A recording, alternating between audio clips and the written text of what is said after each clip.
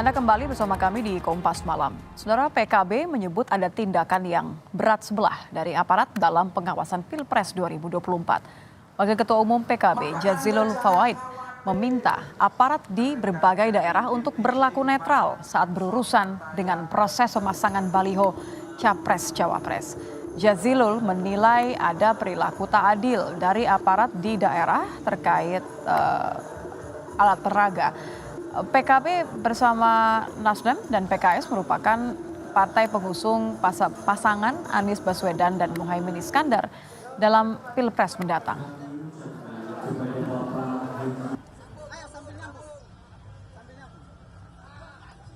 Ada aparat yang berat sebelah, sudah mulai itu.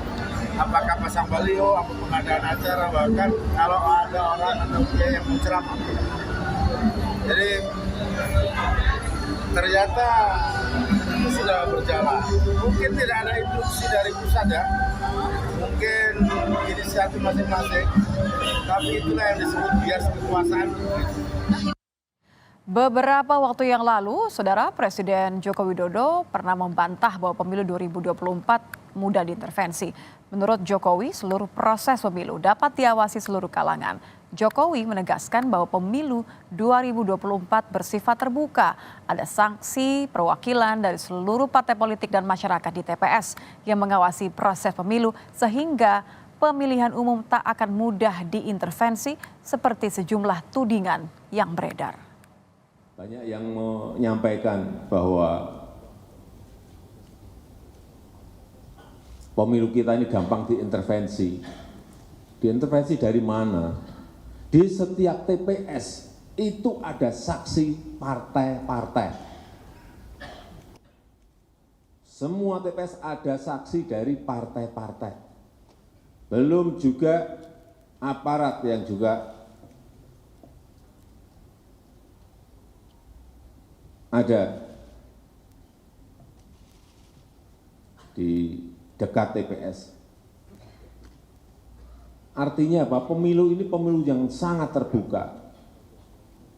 Bisa diawasi oleh siapa saja, oleh masyarakat dan oleh media dan lain-lain.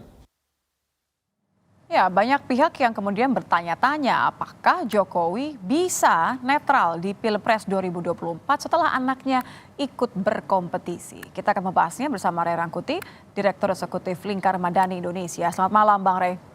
Malam. Bang Ray, kalau kita lihat ini kan beberapa pihak ya, katakan saja begitu, menuding bahwa ada perilaku tidak adil dari aparat di daerah. Padahal kita dengar bersama tadi Presiden Joko Widodo pernah mengingatkan kalau harus netral di pemilu 2024, tidak mungkin diintervensi karena terbuka. Tapi kan tahapan pemilunya juga panjang dan banyak sebenarnya. Harus disikapi seperti apa tudingan ini oleh Jokowi?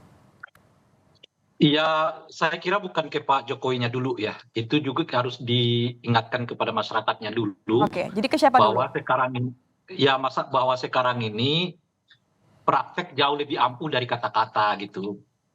Jadi kalau politisi ini bisa mengungkapkan banyak sekali kata-kata indah, tapi yang perlu dicari itu adalah apa yang mereka lakukan di lapangan gitu.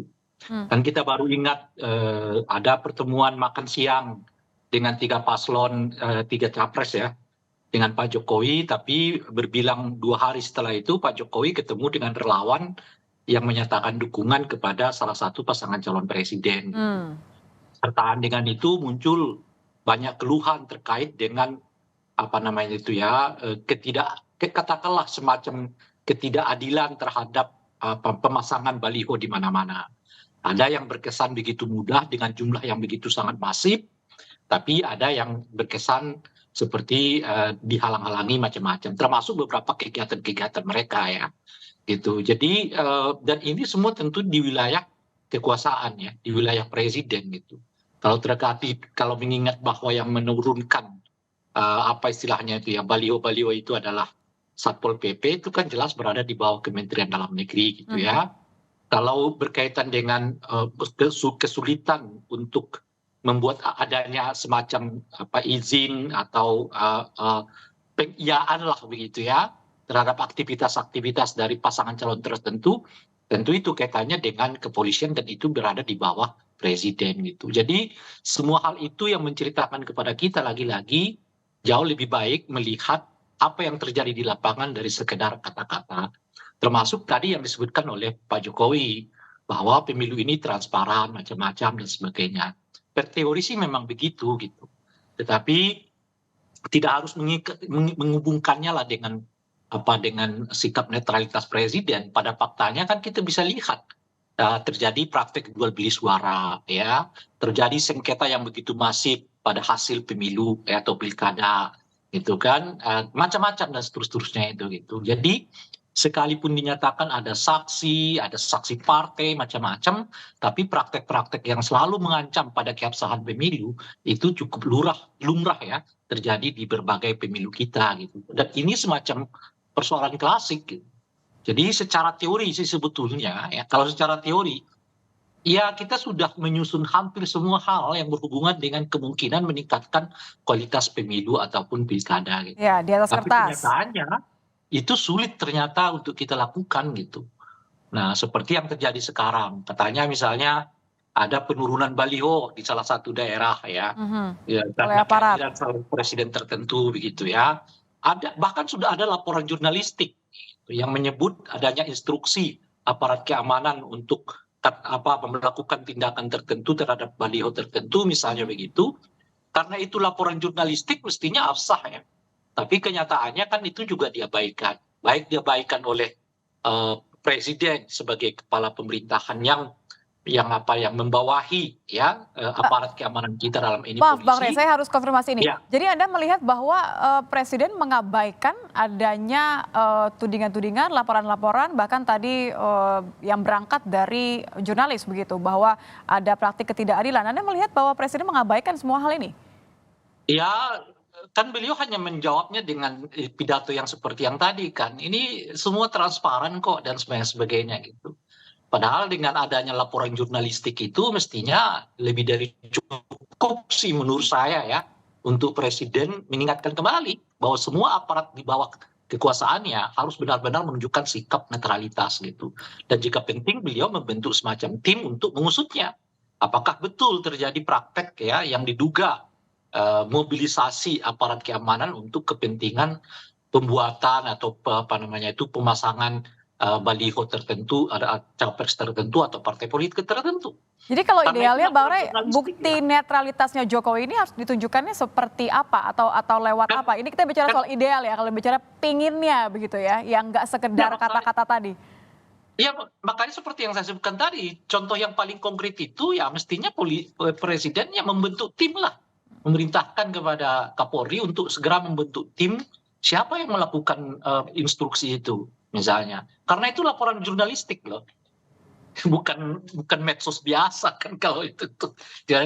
Itu cara kerja, itu hasil dari karya kerja jurnalistik yang tentu validasinya sudah dilakukan sendiri secara internal oleh media yang bersangkutan gitu. Ya. Mestinya itu cukup bagi presiden untuk segera memerintahkan Kapolri, ya katakanlah membuat tim atau apalah bentuknya untuk menyelidiki itu. Apa peristiwa itu benar terjadi, di mana itu, kapan, dan suratnya macam-macam dan seterusnya itu.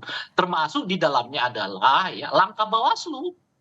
Tapi kan sekarang juga Bawaslunya begitu kan, dia cuma meminta supaya masyarakat sendiri yang buktiin, kan repot. Kalau Anda lihat Bang Rey, ini masih bisa nggak kira-kira Presiden Jokowi menjamin netralitas di Pilpres 2024? Kenapa saya tanya ini? Karena kan ini bukan tanpa sebab ya, karena kan anak dari Joko Widodo ini ikut dalam kontestasi Pilpres tahun depan, tahun 2024. Masih. Makanya Masih bisa? sebetulnya masih bisa. Makanya ada sebetulnya langkah-langkah di dalam pemilu demokrat itu yang bisa mengkategorikan apakah presiden itu melakukan tindakan yang tidak netral atau tidak. Gitu. Misalnya kan saya sudah menyebutkan dari awal dulu tuh, deklarasi lah beliau bahwa beliau ingin terlibat di dalam pemilu ini untuk mendukung calon presiden tertentu. Sehingga kita bisa mengawasinya, tindakan beliau seperti apa, langkah beliau seperti apa, macam-macam dan seterusnya gitu. Oke, jadi bisa dan mau harus terwujud dalam aksi gitu ya, dalam tindakan ya Bang Rey? Tunggu dulu ya, jangan berlindung di belakang pernyataan saya netral gitu loh. Padahal tindak tanduknya sebetulnya tidak netral gitu. Nah, makanya saya mengatakan itu deklarasi saja. Nah, supaya hukum-hukum pemilu yang berhubungan dengan pejabat negara berlaku kepada beliau gitu. Oke, jadi kalau boleh saya simpulkan, harus bisa dan mau, tidak boleh berlindung di balik deklarasi saja. Iya, nggak bisa. Makanya seperti yang saya sebutkan tadi, udahlah. Coba perintahkan Kapolri untuk segera mengusut tuh kasus dugaan adanya mobilisasi aparat keamanan untuk kepentingan pembuatan penyebaran baliho capres ataupun partai politik tertentu. Dimulai dari situ aja. Baru kita akan lihat langkah-langkah berikutnya seperti apa dan seterusnya itu gitu. Oke, baik. Terima kasih Bang Ray Rangkuti, Direktur Ya, Eksekutif Lingkar Madani Indonesia sudah bergabung bersama sama-sama. kami di Kompas Malam. Selamat malam, Bang Ray. Malam. Ya.